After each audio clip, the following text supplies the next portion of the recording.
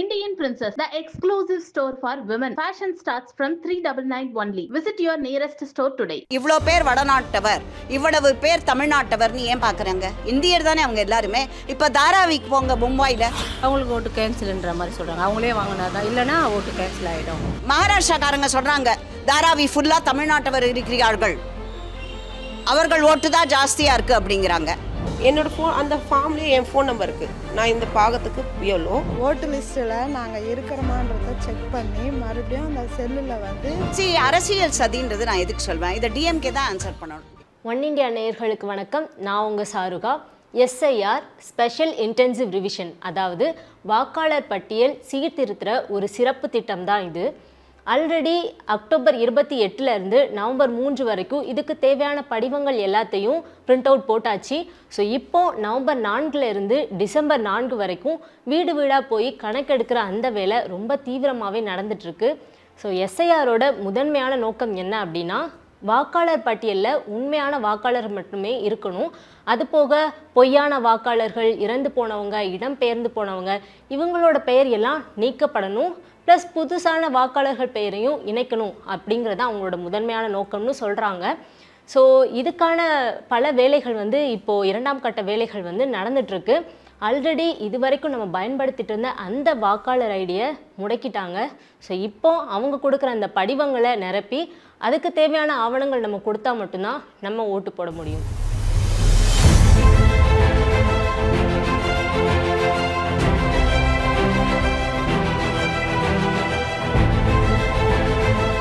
இரண்டாம் கட்ட வேலை எவ்வாறு நடக்குது அப்படிங்கிறத பற்றி பார்க்கலாம்.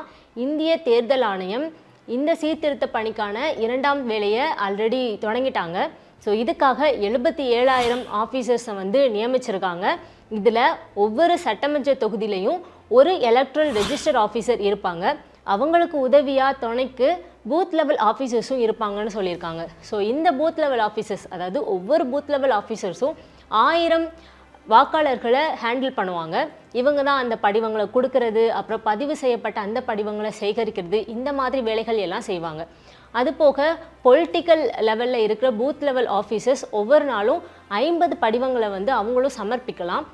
அண்ட் சிட்டிஸ் அண்ட் மற்ற இடத்துல இடம்பெயர்ந்து போயிருக்கவங்களுக்கு ஒரு குட் நியூஸ், நீங்கள் ஆன்லைனில் இந்த படிவங்களை நிரப்பி சமர்ப்பிக்கலாம்.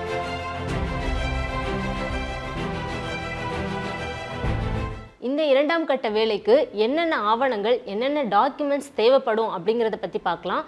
தேர்தல் ஆணையம் ஆல்ரெடி ரொம்ப தெளிவாக சொல்லிட்டாங்க, இந்த சரிபார்ப்புக்கு எந்த டாக்குமெண்ட்ஸும் தேவையில்லை அப்படின்னு. ஆனால் இதுக்கு முன்னாடி இருந்த அந்த வாக்காளர் பட்டியலில் இருக்கிற இன்ஃபர்மேஷனும் இப்போ நம்ம கொடுக்குற இன்ஃபர்மேஷனுக்கும் இடையில முரண்பாடு இருந்தால் நம்ம வந்து சில டாக்குமெண்ட்ஸ் கொடுக்க வேண்டியது இருக்கும். ஸோ என்னென்ன டாக்குமெண்ட்ஸ் கொடுக்கலாம்னு சொல்லி அவங்க ஒரு லிஸ்ட் கொடுத்துருக்காங்க. ஒரு 12 டாக்குமெண்ட்ஸ் வந்து சொல்லியிருக்காங்க. ஸோ அதை நான் உங்களுக்கு இப்போ சொல்கிறேன். அரசு வழங்கிய அடையாள அட்டை அல்லது ஓய்வூதிய ஆணை, பிறப்பு சான்றிதழ், பாஸ்போர்ட், கல்வி சான்றிதழ், நிரந்தர வசிப்பிட அல்லது ஜாதி சான்றிதழ், வன உரிமை சான்றிதழ், குடும்ப பதிவேடு, நிலம் அல்லது வீடு ஒதுக்கீட்டு ஆவணங்கள் அல்லது ஆதார். ஸோ இது எல்லாம் தான் அவங்க சொல்லியிருக்க அந்த 12 டாக்குமெண்ட்ஸ். உங்கள் வீட்டுக்கு கணக்கெடுக்க அவங்க வர்றதுக்கு முன்னாடி இந்த டாக்குமெண்ட்ஸ் எல்லாத்தையும் தயாராக வச்சுருங்க. எந்தெந்த சூழ்நிலைகளில் நம்மளோட பெயர் வந்து வாக்காளர் பட்டியலேருந்து நீக்கிறதுக்கு வாய்ப்புகள் இருக்குது அப்படிங்கிறத பற்றி சொல்கிறேன். முதல்ல அவங்க கொடுக்குற அந்த படிவத்தை நம்ம நிரப்பலை அப்படின்னா அதனால வாக்காளர் பட்டியலேருந்து நம்ம பெயர் நீக்கப்படும்.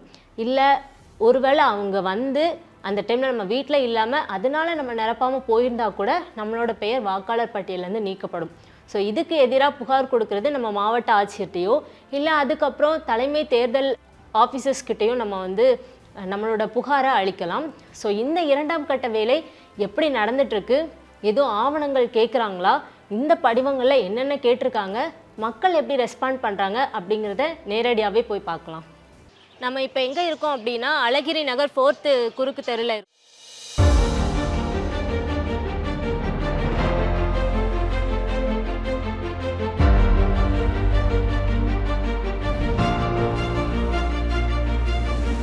ஸோ இங்கே தான் வந்து இந்த எஸ்ஐஆருக்கான 2வது கட்டம், அதாவது அந்த கணக்கெடுப்புக்கான ஃபார்ம்ஸ் எல்லாம் வந்து ஒவ்வொரு வீட்லேயும் கொடுத்துருக்காங்க.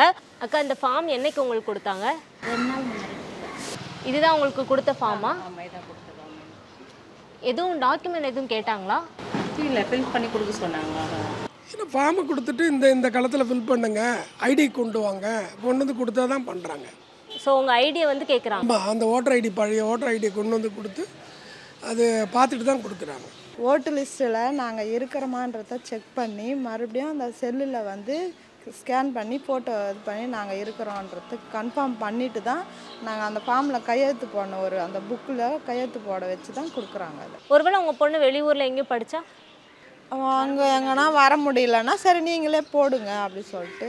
ஸோ இன்கேஸ் அவங்க வர முடியலன்னா வீட்டில் உள்ளவங்க நீங்களே போட்டு வாங்கிக்கோங்க அப்படி. நீங்கள் ஃபில் பண்ணி முடிச்சிட்டிங்கன்னா என்ன அவங்க எப்போ வந்து கலெக்ட் பண்ணுவாங்க? அதை பற்றி இதில் நம்பர் இருக்குது, அந்த நம்பருக்கு கால் பண்ணுங்கள், நான் வந்து வாங்கிக்குவேன்னு சொன்னாங்க. உங்களுக்கு எத்தனை ஃபார்ம் கொடுத்துருக்காங்க?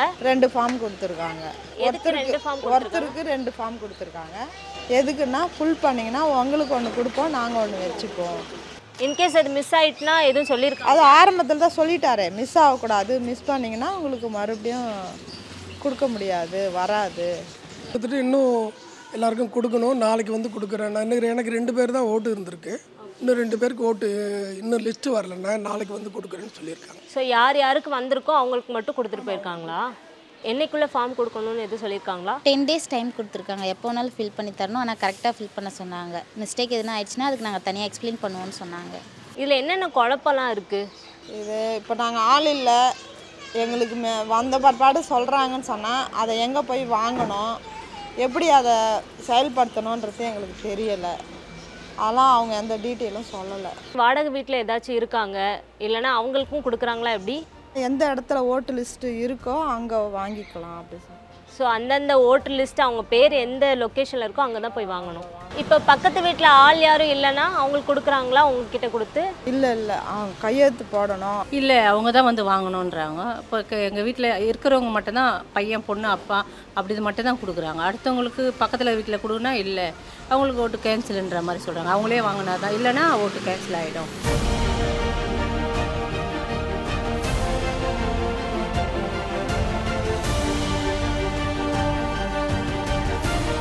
ஒவ்வொருத்தருக்கும் வந்து இந்த மாதிரி 2 ஃபார்ம் கொடுக்குறாங்க.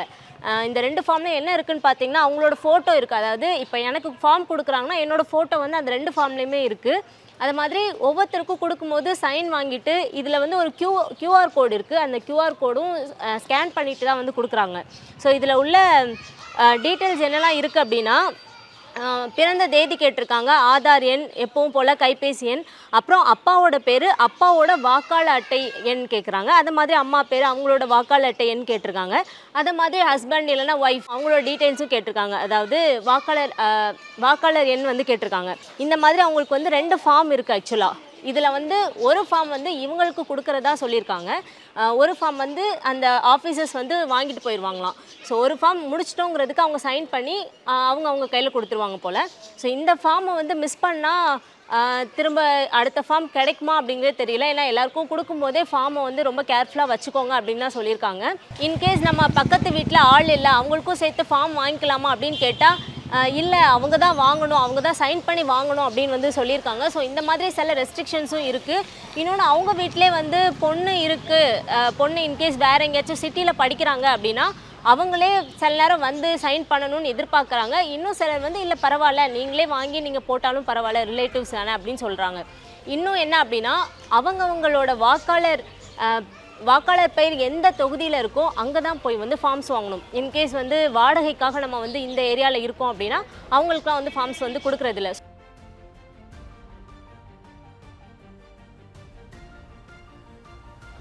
கிருபாகர டேனியல், அப்புறம் சாரா. இப்போ இதை வந்து நீங்கள் கொடுக்கும்போது ஏதாச்சும் ஃபார்ம்ஸ் வந்து மக்கள் சைட்லேருந்து எதுவும் கொடுக்கணுமா? இல்லை, அது எதுவும் தேவை கிடையாது. ஆனால் அவங்க இப்போ எங்களுக்கு பார்க்குறதுக்கு கன்ஃபார்மாக அவங்க இருக்காங்கன்னு தெரிஞ்சுக்கிறதுக்கு அவங்களோட ஓட்டர் ஐடி மட்டும் சில இடத்துல வாங்கி பார்த்துக்குறோம். ஸோ சரியான ஆளாங்கிறது? ஆமாம், செக் பண்ணதுக்கு வாங்கி பார்த்துக்குறோம். ஓகே. ஒருவேளை நீங்கள் போகும்போது வீடு வந்து க்ளோஸ் ஆகியிருந்தால் நீங்கள் என்ன பண்ணுவீங்க? அடுத்து திரும்ப போவீங்களா? எப்படி 2 டே நான் எங்களுக்கு வந்து ஒரு வீட்டுக்கு வந்துட்டு ஒரு 3-4 தடவை வர சொல்லியிருக்காங்க. ஸோ ஒரு 3 days வந்து பார்ப்போம். அதுக்கப்புறம் பக்கத்தில் சொல்கிறோம், அவர் அந்த கொடுத்துருக்க ஃபார்மை வந்து அங்கே பேஸ்ட் பண்ணி விட்றோம். அவங்க பேஸ்ட் பண்ணி அங்கே எங்களோட ஃபோன் நம்பரோட மென்ஷன் பண்ணிட்டு வரோம். ஒருவேளை இல்லைன்னா அவங்க வீட்டில் ஆனால் ப்ளேஸ் பண்ணிட்டு வருவீங்களா? ஆனால் 3 days வந்து பார்க்குறோம், வீக்லி ஒன்ஸ் இல்லை 2 days அப்படி வந்து பார்க்க சொல்லியிருக்காங்க. ஸோ பார்க்கணும். பக்கத்தில் யாராவது அவங்க ஃபோன் நம்பர் இருந்தாலும் அவங்கள்ட்ட ஃபோன் பண்ணி டீட்டெயில்ஸ் கேட்டுடுறோம், வரீங்களா, எங்கே என்ன ஏதுன்னு கேட்குறோம். சைன் பண்ணுங்கள்.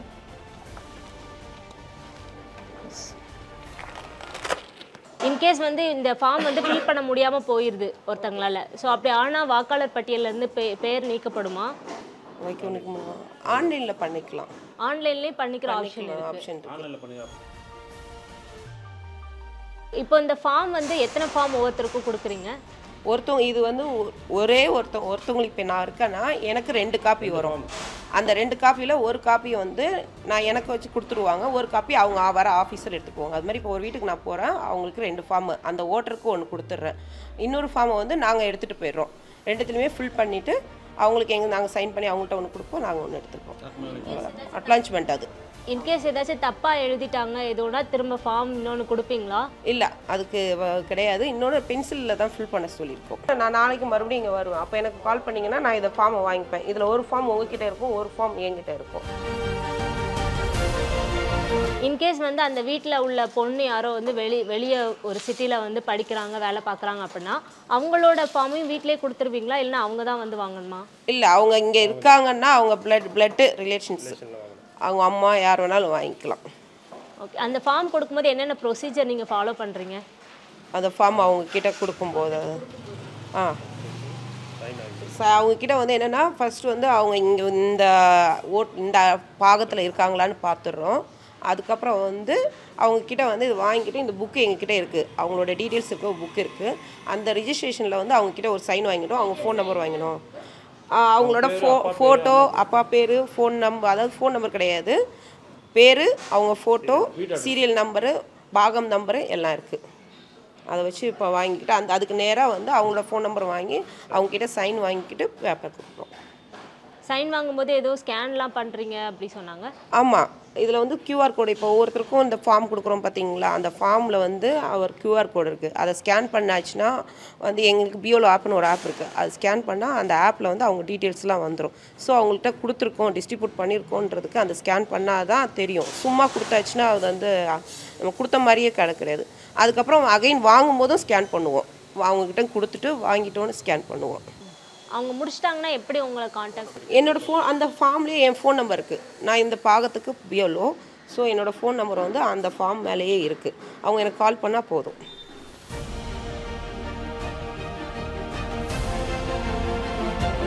இந்த ரெஜிஸ்டர் வந்துமா 194 ஒவ்வொரு பிஎல்ஓ கையிலையும் இது இருக்கும். இதில் அஞ்சுகம் தான் சென்டர் இதுக்கு, போலிங் பூத்து. இது 194 போலிங் ஸ்டேஜ் பூத். இதில் பார்த்தீங்கன்னா நீங்கள் இதில் பாருங்கள் எந்தெந்த ஸ்ட்ரீட்டுன்னு இதில் இருக்கும். இதில் மொத்தம் இதை வச்சுட்டு இதுக்கப்புறம் அவங்க house to house survey form. So number 1 அப்படின்னாக்க அந்த நம்பர் 1ஓட ஃபார்ம் அவர்கிட்ட இருக்கும், அதுலேயும் நம்பர் 1 போட்டிருக்கும்.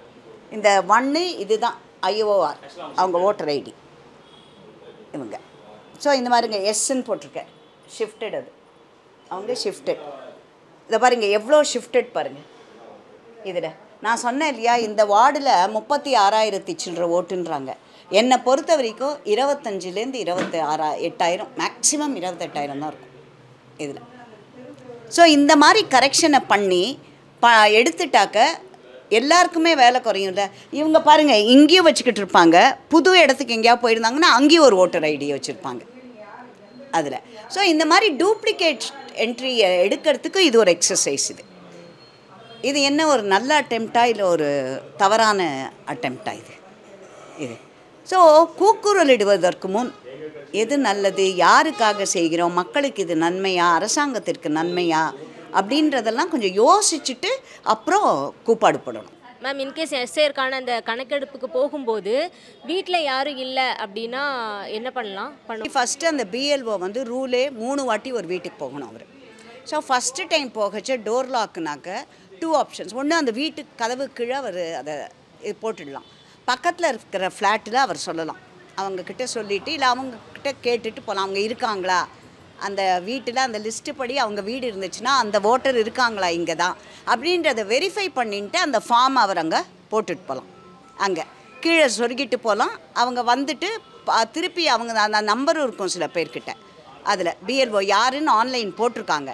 ஸோ வர்ற ஓட்டர் அந்த ஃபார்மை பார்த்துட்டு பிஎல்ஓ வந்திருக்காருன்னு தெரியும், அவங்க ஃபோன் பண்ணி கூட அவர்கிட்ட கேட்டுக்கலாம், அது டாக்குமெண்ட்ஸ் எதுவும் கேட்குறாங்களா? அந்த இது எதுவுமே கிடையாதுமா, ஒரு டாக்குமெண்ட் கூட கிடையாது. நான் அந்த ஃபார்மை காமிச்சேன் இல்லையா உங்ககிட்ட, அதில் வெறும் ஒருத்தரோட பேர், அவரோட வயசு, அவரோட டேட் ஆஃப் பர்த்து, அவரோட அட்ரெஸ்ஸு, இதெல்லாம் தான் அவங்களுக்கு தெரிஞ்சிருக்கும் இல்லையா இதெல்லாம். ஏன்னா ஏற்கனவே அவங்க ஃபோட்டோ இருக்குது, அவங்க அட்ரஸே இருக்குது அதில் மேலேயும், அவங்களோட ஓட்டர் ஐடியும் இருக்குது, இம்பார்ட்டண்ட் இது எல்லாமே இருக்குது அதில். ஸோ எந்தவித எக்ஸ்ட்ரா காப்பியும் கேட்கல இதில்.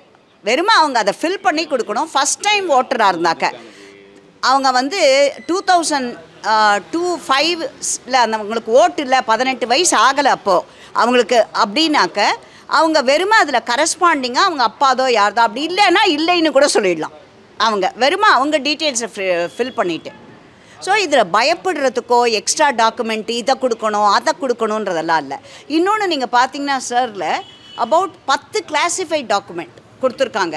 ஒருத்தரோடது எல்ஐசி கொடுக்குற ஐடி, போஸ்ட் ஆஃபீஸ் கொடுக்குற ஐடி, அவங்க லேண்டு வாங்குறாங்க இல்லையா, லேண்டோ வீடோ கட்டுற அந்த ஐடி, ரெவென்யூ டிபார்ட்மெண்ட் கொடுக்குற ஐடி, எந்த ஐடியாக இருந்தாலும் பரவாயில்ல, சென்ட்ரல் கவர்மெண்ட், ஸ்டேட் கவர்மெண்ட்டு, பென்ஷனாக இருந்தால் அந்த ஐடி, இதில் ஏதாவது ஒரு ஐடி போதுங்கிறாங்க அவங்க அதில். ஸோ எவ்வளோ சிம்பிளிஃபை பண்ணிவிட்டு, நான் திரும்பி சொல்கிறது என்னென்னா, மக்களை பயமுறுத்துவதை விடுங்கள்.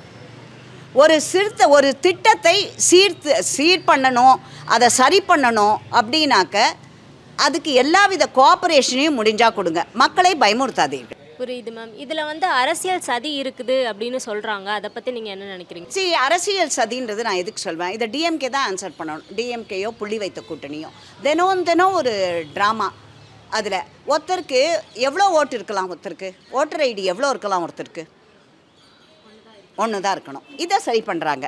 ஒருத்தர் இங்கே வச்சுக்கிட்டு இருக்காங்க. இப்போவே நீங்கள் பார்த்தீங்க, இந்த வீட்டில் இருந்தவங்க சொல்கிறாங்க ஷிஃப்டடாக அவங்க இங்கே இல்லை, ஆனால் ஓட்டு இங்கே வந்து போடுவோன்னு வாங்க சில பேர். ஸோ டெலீட் பண்ணுறதுக்கும் பயமாக இருக்குது, நாங்கள் ஷிஃப்டட்னு சொல்கிறதுக்கு பயமாக இருக்குன்றாங்க. ஸோ இந்த கரெக்ஷன் எல்லாம் சரி பண்ண வேண்டாமா? ஒருத்தர் இங்கேருந்து செங்கல்பட்டில் போயிட்டு அங்கே ஒரு ஓட்டர் ஐடி, இங்கே ஒரு இதே இந்த லிஸ்ட்லேயும் இருக்காங்க, லேக் வியூ ரோட்டில் ஒரு ஓட்டு, செங்கல்பட்டில் ஒரு ஓட்டு, இதை சரி செய்ய வேண்டாமா இதை? ஸோ இந்த மாதிரி டபுள் என்ட்ரி இருக்கிறதெல்லாம், அதே மாதிரி இந்த ஓட்டுன்றது இந்திய குடிமகனுக்கு உரியது, வெளிநாட்டவருக்கு உரியதல்ல. புரியுது மேம். இப்போ அவங்க சைடில் வைக்கிறது வந்து வட இந்தியர்களுக்கு அதிகமான வாக்குரிமை வந்து கிடைக்கும் இங்கே தமிழகத்தில், இவங்களோட உண்மையான வாக்குரிமை வந்து போகிறதுக்கு சான்சஸ் இருக்குது. இதில் என்ன ஒரு ஏதாவது ரெஸ்ட்ரிக்ஷன் இருக்கா? இவ்வளோதான் ஓட்டர்ஸ் இருக்கலாம்னு ரெஸ்ட்ரிக்ஷன் இருக்கா? வடநாட்டவங்க தான் இருக்கலாம், இங்கே தமிழ்நாட்டவர்கள் ஓட்டு கிடையாது அப்படின்னு சொல்லியிருக்கா எங்கேயாவது? ஒரு பர்டிகுலர் ஏரியாவில் இப்போ நான் கேட்குறேன், திருவல்லிக்கேணியில் நிறைய முஸ்லீம்ஸ் இருப்பாங்க. இப்போ சென்னை 6 எடுங்க, அது 80% முஸ்லீம் ஏரியா. அதை பற்றி ஏன் பேச மாட்டேங்கிறார்? சீமான் இன்னைக்கு பேசியிருக்கார். அங்கே இதுக்கு ரத்தன் பசார் அந்த ஏரியாக்கா, சவுகார்பேட் ஏரியாவுக்கு, சவுகார்பேட் ஏரியா தமிழருக்கு இல்லை அப்படிங்கிறார் அவர். நான் வாங்க முடியுமா போய் அப்படிங்கிறாரு. யாராவது தடுத்துருக்காங்களா? காஷ்மீரில் தான் அது இருந்தது, அதையும் நாங்கள் ரிமூவ் பண்ணிட்டோம். காஷ்மீரில் இருக்கிறவங்க தான் வாங்கலாம், வெளி மாநிலத்தவர் வாங்கக்கூடாதுன்ற சட்டத்திட்டத்தை கொண்டு வந்தவர் யார்? ஜவஹர்லால் நேரு. நாங்கள் ஏதாவது அப்படி கொண்டு வந்திருக்கோமா? இப்போ திறந்து விட்ருக்கோம் இந்த மாதிரி. அடுத்து நான் கேட்குறேன், அவங்க எதற்காக அவர்கள் வந்து இப்போ ஒரு பர்டிகுலர் இதில் இவ்வளோ பேர் வடநாட்டவர், இவ்வளவு பேர் தமிழ்நாட்டவர்னு ஏன் பார்க்குறாங்க? இந்தியர் தானே அவங்க எல்லாருமே. இப்போ தாராவிக்கு போங்க, மும்பையில் மகாராஷ்டிராக்காரங்க சொல்கிறாங்க தாராவி ஃபுல்லாக தமிழ்நாட்டவர் இருக்கிறார்கள், அவர்கள் ஓட்டு தான் ஜாஸ்தியாக இருக்குது அப்படிங்கிறாங்க. அது இவங்களும் அதே மாதிரி தானே பண்ணுறாங்க. ஒரு இஸ்லாமியர்கள் அதிகம் வசிக்கும் பகுதியில் ஒரு இஸ்லாமிய கேண்டிடேட்டை தானே போடுறாங்க. இவங்க என்ன அதுக்காக அந்த நியாயத்தை எங்கே போய் சொல்கிறது? இப்போ கடற்கரை மீனவர் கிராமங்கள் எடுங்க, கிறிஸ்டியன்ஸ் நிறைய இருப்பாங்க. அங்கே என்ன அவங்க கிறிஸ்டியன் கேண்டிடேட்டை தானே நிற்க வைக்கிறாங்க. அங்கே என்ன கிறிஸ்துவர்கள் தான் இருக்கலாம் அப்படின்னு ஒரு சட்டத்திட்டம் இருக்கா? போலி வாக்காளர்களை நீக்குவதற்கான ஒரு வரையறை இது. நீங்கள் போலி வாக்காளர் வேண்டாம், அவங்க வந்து ரெட்டை ஓடு போடட்டும், இதெல்லாம் யாரோட இது? புள்ளி வைத்த இண்டி கூட்டணியின் வேலை இது. திராவிட முன்னேற்ற கழகம் உங்களுக்கே தெரியும் அவங்க டிஎன்ஏ என்னன்னுட்டு. இந்த ஏரியாவில் நான் இப்போ கேட்குறேம்மா, பார்லிமெண்ட் எலெக்ஷனில் கிட்டத்தட்ட 7000 ஓட்டுகள் நீக்கப்பட்டன.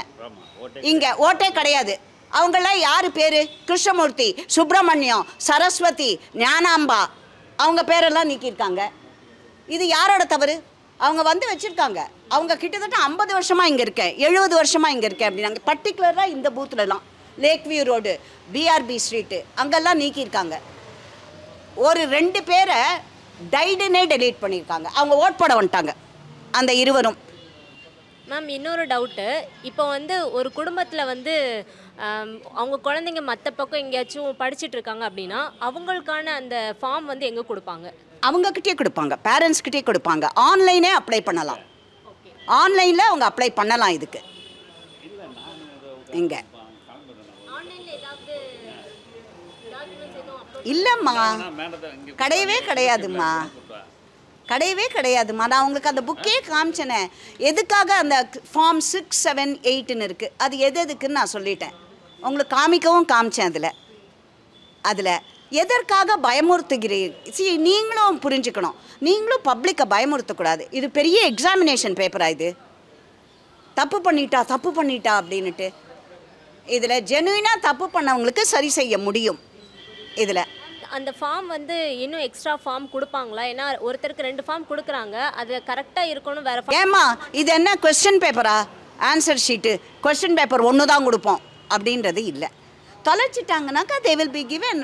இது என்ன இருக்குதா இந்த மாதிரி ஜெனுவின் ரீசன் சொன்னாக்கேன்னா அவங்களுக்கு கொடுத்துட்டாங்கன்றது அப்லோட் ஆகிடுறது. ஸ்கேன் பண்ணி தான் கொடுக்குறாங்க அவங்க அந்த பார்கோடை.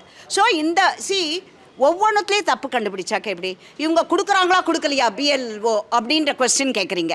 அவங்க நிஜமாகவே நன்றாக வேலை செய்தார்களா, உண்மையாக வேலை செய்தார்களா அப்படிங்கிறீங்க. அதுக்காக அந்த பார்கோடை கொடுத்துருக்காங்க. பார்கோடை ஸ்கேன் பண்ணி ஓகே அப்படின்னு போடுது. அப்போ எலெக்ஷன் கமிஷன் சைட்டை போடுது, இந்த பர்டிகுலர் பிஎல்ஓ இவ்வளோ இந்த ஃபார்மை கொடுத்துருக்கார், இந்த ஓட்டரோட ஃபார்ம் அந்த ஓட்டரிடம் போய் சேர்ந்து விட்டது அப்படின்றதுக்கு ப்ரூஃபு. இதுக்கு மேலே எப்படிமா நம்பகத்தன்மையை சரி பண்ண முடியும்? இல்லை அத்தனை இது லேட் பண்ணுறதுக்கு வழி. இதில் நாங்கள் அந்த பிஎல்ஓ கூட சேர்ந்து கட்சிகள் எல்லாருமே வரலாம், வந்து அவங்க ஒழுங்காக வேலை செய்கிறாங்களான்றதை பார்க்கலாம். நிறைய மேன் பவர் வேணும் இங்கே. ஒருவரால் இப்போ அந்த அம்மா வந்திருக்காங்க, அந்த பிஎல்ஓ டீச்சர், அவங்க பள்ளிக்கூடத்தில் அவங்க அந்த டீச்சிங் வேலையை முடிச்சுட்டு இங்கே வந்து 2 மணி நேரமோ 3 மணி நேரமோ பண்ணுறாங்க. அதில் அவங்க 3 மணி நேரத்தில் அவங்களால எவ்வளோ கவர் பண்ண முடியும் இதில்? அதனால் ஒரு பூத்துனா 1000, 1200 ஓட்டு. இங்கே குறைஞ்சது ஒரு பூத்துக்கு 3 பேரை போடணும்.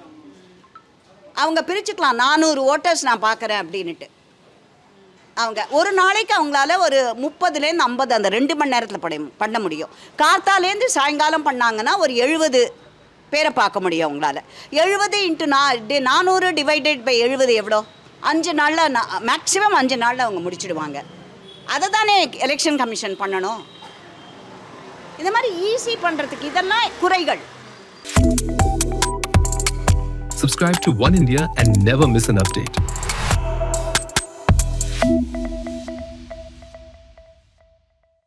Indian Princess, the exclusive store for women. Fashion starts from 399 only. Visit your nearest store today.